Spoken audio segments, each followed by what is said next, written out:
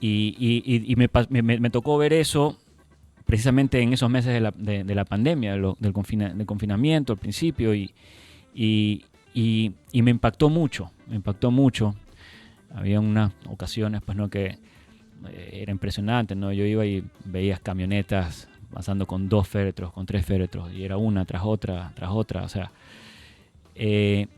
Y en ese, digamos, durante ese periodo del año 2020, en que yo venía pensando en todas estas cosas y viendo, ¿no? O sea, viendo la calle, me saltó esa inquietud de por qué, cómo así Guayaquil fue uno de los peores sitios, si no el peor sitio, proporcionalmente hablando, en cuanto a muertes en el planeta durante esos meses iniciales de la pandemia, ¿no? Y creo que así nació la idea, ¿no? de escribir algo sobre eso. Ok, para hablar de esto, y obviamente tú ya lo hablas con un respaldo porque hay una investigación atrás, yo pensaría empíricamente, digo, ok, si voy a escribir sobre este tema, me voy a tener, bueno, obviamente que leer sobre el tema, pero tengo que guardar esta información, tengo que guardar estos datos porque los voy a tener que incrustar dentro de lo que está, de lo que voy a escribir para que tenga el peso importante, sobre todo cuando uno ha leído en el pasado pues cosas relevantes, obras. Yo siempre me acuerdo un libro de Michael Crichton cuando leía el Jurassic Park en The Lost World, me acuerdo el segundo libro. Yo leyendo este libro decía, este tipo, la cantidad de, no importa que sea un invento lo que está haciendo, pero la cantidad de información relevante que tiene que poner al lado de la fantasía para que esto embone como tiene que embonar. Lo mismo te digo yo a ti. Te hiciste un periodista primero, tú hiciste una investigación brutal.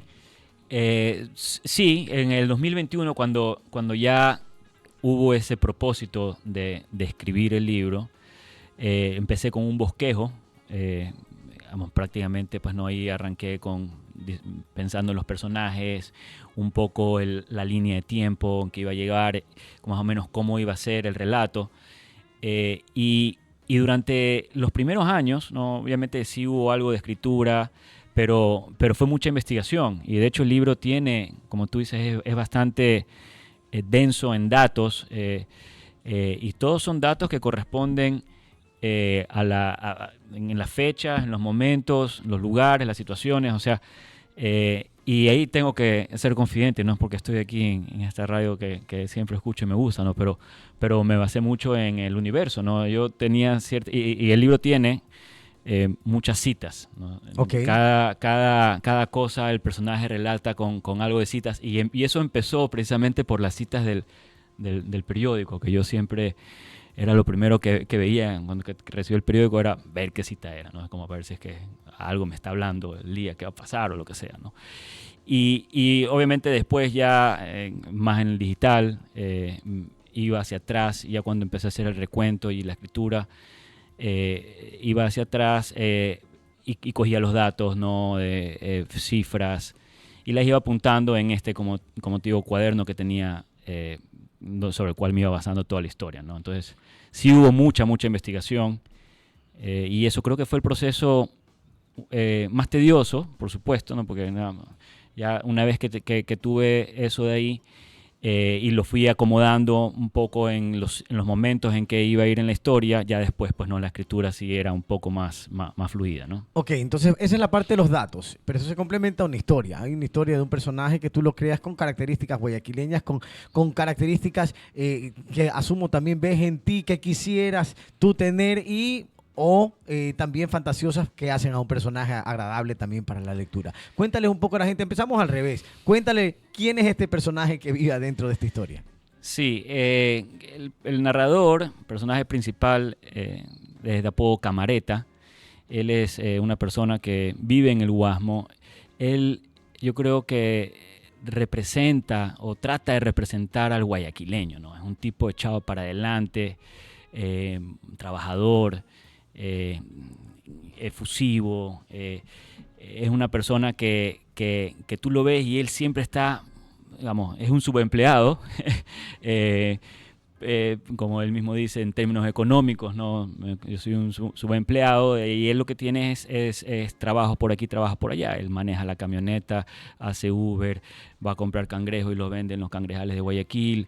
En un momento dado pues no saca su parrilla para vender las carnes, pues no, ahí en el parque, y tipo de negocio, un tipo que emprende. Sí, y es una persona que de cierta manera, porque si bien es cierto, el libro, digamos, la pandemia termina siendo el hilo conductor del libro, pero el guayaquileño en sí, esa característica de guayaquileño está plasmada ahí. Y también Guayaquil. El libro habla mucho sobre Guayaquil y lo trata de describir bastante, ¿no? O sea, a la ciudad en todo su aspecto geográfico, en la infraestructura.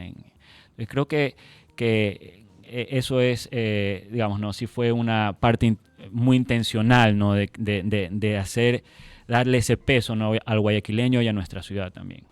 Ok, me gusta mucho lo que cuentas porque creo que está bastante bien detallado. Es una historia de un guayaquileño, que vas a entender al guayaquileño, vas a entender la ciudad de Guayaquil y vas a vivir el contexto del COVID. Quizás de aquí a 20 años esto lo lea un chico y diga, bueno, estoy viviendo lo que vivió esta gente, ¿no?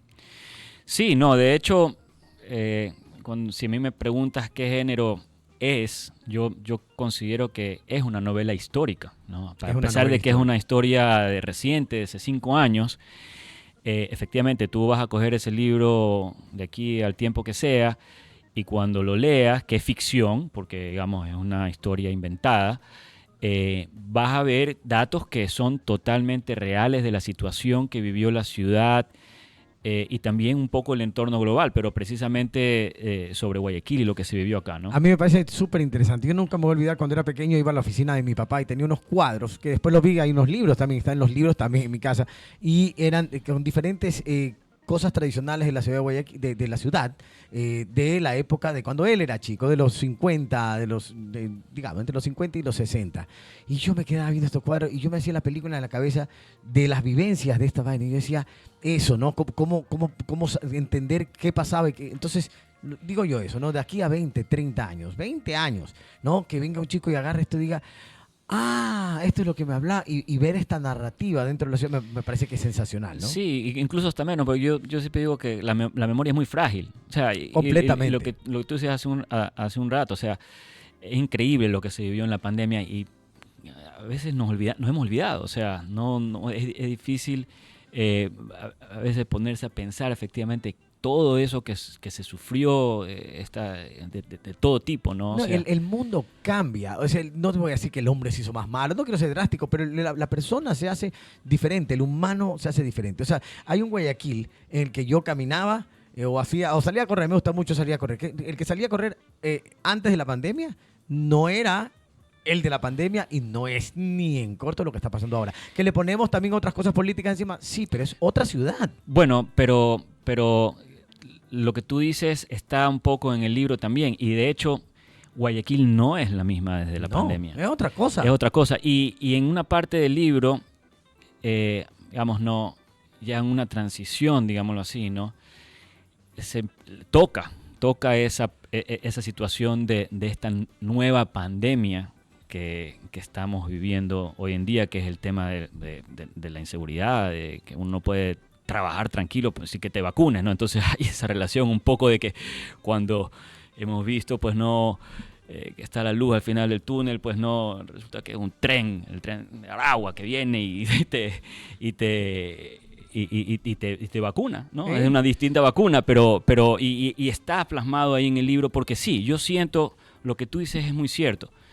Guayaquil, y muy lamentablemente, ¿no? Muy lamentablemente Guayaquil no es la misma ciudad desde la pandemia. Ha cambiado un montón. Es correcto, hasta el entretenimiento nuestro, hasta nuestra temporada. Yo decía, bueno, hasta los ladrones te daban tregua en la playa, podías estar en zapatilla y pues con la cerveza en la mano medio humo, a las 5 de la tarde no pasaba nada, en otro lado, pero ahí no, pues el ladrón decía, ¿cómo? Yo aquí no voy a hacer esto, aquí no. Ahora ya en ningún lado te quedas tranquilo. Entonces, tú te das cuenta que como que perdimos hasta el respeto que había de ciertos lugares que no nos tocaban, que no pasaban cosas, ¿no? Es correcto, y lo más grave es que se perdió esa capacidad de poder trabajar tranquilo. Una de las cosas que más me sorprendió a mí post pandemia, durante los 2-3 años que siguieron la pandemia, que fue muy notorio, es cuando yo iba y recorría la ciudad, ya iba avanzando al sur, al Guasmo, y era impresionante ver cómo los negocios iban cerrando. Sí. Tú veías las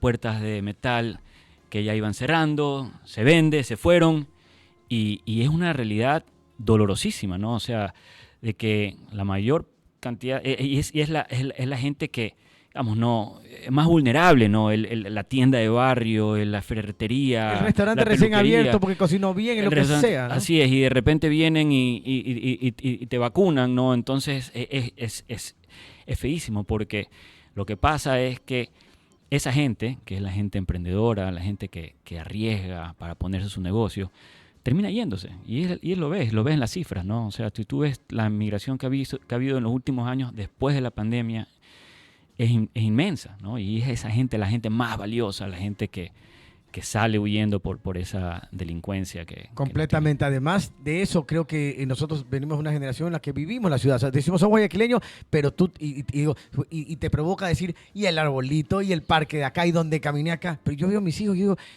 este niño guayaquileño, pero ¿qué sabe de esto? ¿A dónde caminó? O sea, ¿dónde estuvo? Ya no está en ningún lado, está en un cuento nomás. De acuerdo. ¿No? Es complicado por ese lado. Ahora, bueno, estamos hablando con Benjamín Rosales, estamos hablando de Libra de Dragón. Estamos hablando de un libro que narra y empieza pues la narración en el 2020, año en que cambió todo, pues obviamente hablando de un personaje de este Camareta y sus vicisitudes dentro de la ciudad, describiendo históricamente lo que ocurrió en esta ciudad. Te pregunto, Benjamín, nombre, Libra de Dragón, ¿de dónde sale esto? Bueno, el nombre es curioso. Al principio tenía otro nombre el libro. Se llamaba Crónica de Pandemia. Y ya en el proceso de edición, un amigo que realmente sabe de literatura, ¿no? Yo soy totalmente aficionado, ¿no? Me dijo que no era un nombre que funcionaba porque iba a enmarcar mucho al libro en una cronología, una crónica, y no lo es. Y la palabra pandemia le iba a poner también dentro de otra categoría. Claro, y no lo es porque realmente es ficción, o sea, es ficción. Sí, el libro tiene un orden cronológico muy marcado, de hecho, pues no, todos los capítulos tienen una fecha, ¿no? Que va progresando durante el año, pero no es una cronología. Entonces, ahí mismo él me sugirió sacar otro nombre del mismo libro o lo que sea, y obviamente no voy a hacer aquí a dañarle la anticipación a la gente porque está en las primeras dos páginas, creo, del libro, que dice el personaje que es Libra de Año de Dragón, ¿no? Entonces, por eso, y cuando yo vi esas palabras realmente, y es como que aquí hay un título, ¿no? Entonces, es por eso, Camareta dice que nació en el mes de Libra del Año de Dragón. Interesantísimo, me encanta esta faceta de escritor tuya. Ahora sí, ¿cómo lo ves? O sea, ya saliste del peso de hacerlo. Estás ahora en este tema de medios. ¿Te viste alguna vez sentado haciendo promoción en medios? Tú, Benjamín, haciendo promoción en medios No. de un libro. ¿Ah? Te veo por todos lados hablando del tema y te toca y te tocará, ¿no? Sí, realmente no, yo no me había visto en esto, ¿no? Creo que ahorita es lo más divertido, ¿no? De cierta manera. Más relajado, lo estás disfrutando. Sí. Es la sí. canción terminada para mí. Es cuando ya la entregaste, dices qué chévere que está, ¿no? Sí, y el libro, hubieron momentos duros en el transcurso de escribirlo, hubieron momentos duros, hay digamos, ¿no? Hay una vulnerabilidad que está ahí, ¿no? Hay ciertas partes en que uno, digamos, el personaje principal narra, ¿no? su frustración con todo lo que pasaba, esta corrupción.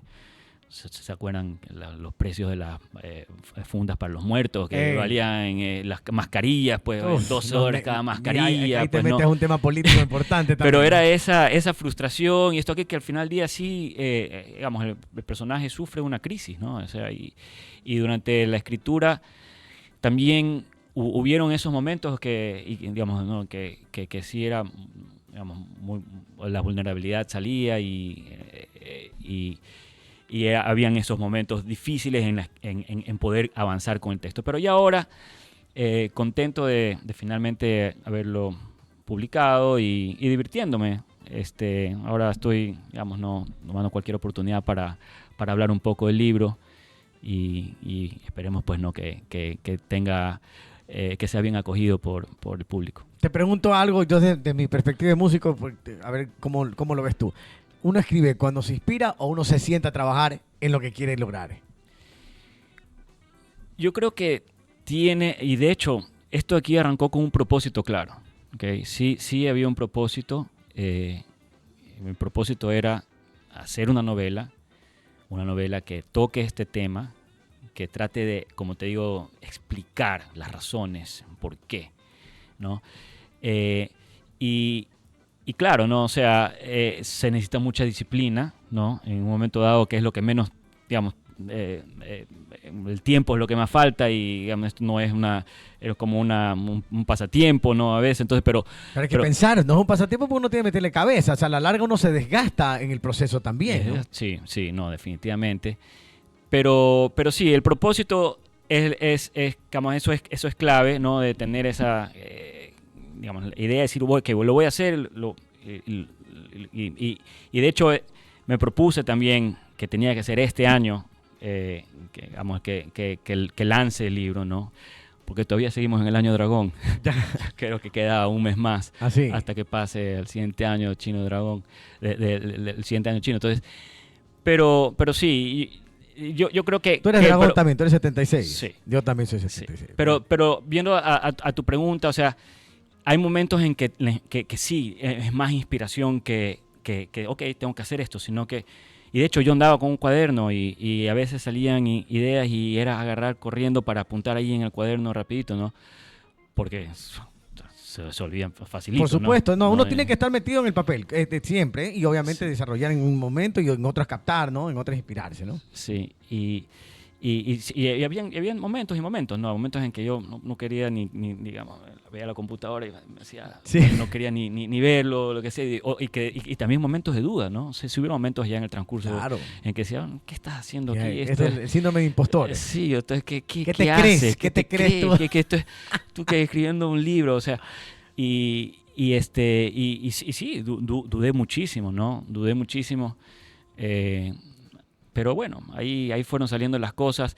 Creo que también tuve la oportunidad de que este último año pude dedicarle el tiempo que necesitaba para poder terminarlo. Realmente hasta el 2023, final del 2023, yo tenía ya un texto bastante avanzado, pero todavía no tenía ni siquiera un final de la historia. Es más, el libro, o en mi cabeza, y los apuntes que tenían iban hasta el año 2022, creo que tenía una cosa de la guerra de Ucrania con Rusia. Pero, claro, esa es la segunda parte. Pero hubo un mes en que realmente pues no tuve algunas situaciones en que me pude pues no meter en la historia, y también ahí, yo no sé, fue rarísimo, ¿no? En un par de semanas que estuve ahí, estaba con algunas cosas en la cabeza y que tenía tanto en la cabeza, pero en ese revoloteo mental me salieron, realmente llegó a la idea para cómo iba a terminarlo, ¿ya? Entonces, cuando ya pasó eso, dije, ok, ya, esta es la manera, hasta aquí tengo que llegar, no puedo, esto aquí, y vamos a hacerlo de esta manera, tiene que ir esto acá, vamos a hacer este curso. Y entonces ahí sí fue como que un momento ya más tranquilizante, y de ahí sí tuve unos 2 o 3 meses donde ya me senté tranquilo a escribir mucho más fluido, porque ya sabía, ok, cómo tenía que terminar, qué es lo que tenía que hacer para poder darle fin a esa historia, ¿no? Entonces, y de ahí el proceso de edición sí me tomó algunos meses más, ¿no? Ya de ir afinando un poco más. Sí, pero uno tiene que darle tiempo y revisar, pulir y pulir. El otro día escuchaba a Jerry Seinfeld, que me encanta escucharlo, ¿no? Sobre todo porque es bien espectro autista en la forma de hablar, es bien directo en las cosas que dice. Decía, inspiración no llega, dice. Lo que hay que trabajar, el mejor ejercicio que uno puede hacer es aceptar que uno es un completo mediocre, que tiene que sacarse la madre si quiere tener un resultado bueno en lo que hace al momento de escribir. Él hablaba de escritura, yo lo hablo para música, pero en general es eso. Uno tiene que trabajar duro. No es que uno se sienta y la mano empieza a volar. Bueno, no, esto es métele cabeza y revísale, y cambia, y dale, y mejora. Eso es así, perfeccionismo, ¿no? Así es. Sí. Te felicito, Benjamín Libra de Dragón. ¿Dónde pueden encontrar el libro? Bueno, ahora está en Librería Española, en Mr. Books, principalmente. Está en Imprint de San Borondón también. Si se escucharon esto y encontraron el link tuyo, te escriben a ti, te también, preguntan, ¿los ubicas? Sí, los puedo ubicar. Ok, y si escribe Libra de Dragón, como yo escribí en Google en este momento, sale directamente información para que usted encuentre el libro. Así que no se preocupe, está, por ejemplo, yo lo encontré aquí en Caligrama Editorial, ¿no? Sí, esa es la editorial con la que trabajé para... Y de ahí sí, veo otros artículos más por ahí, hasta Amazon, ya estás bien movido, estás en todos lados, Sí. Navarra, Red. Y ahora también estoy, bueno, con esto de ya empezar a hablar del libro y promocionarlo. Ahora me he tenido que hacer activo en redes sociales. Antes no era mucho, pero estoy en Instagram como B. Rosales P. Ok, ve Rosales P. Y lo tienes también en ebook. Estoy viendo aquí también. Sí. A ver, esto está Casa del Libro, casadelibro.com, ebook. También por si lo quiere ver, usted ya Está en Amazon también. También sí, está lo en todos pueden- lados. sí. Un hombre de comercial, no había duda. Entonces lo lograste meter muy bien.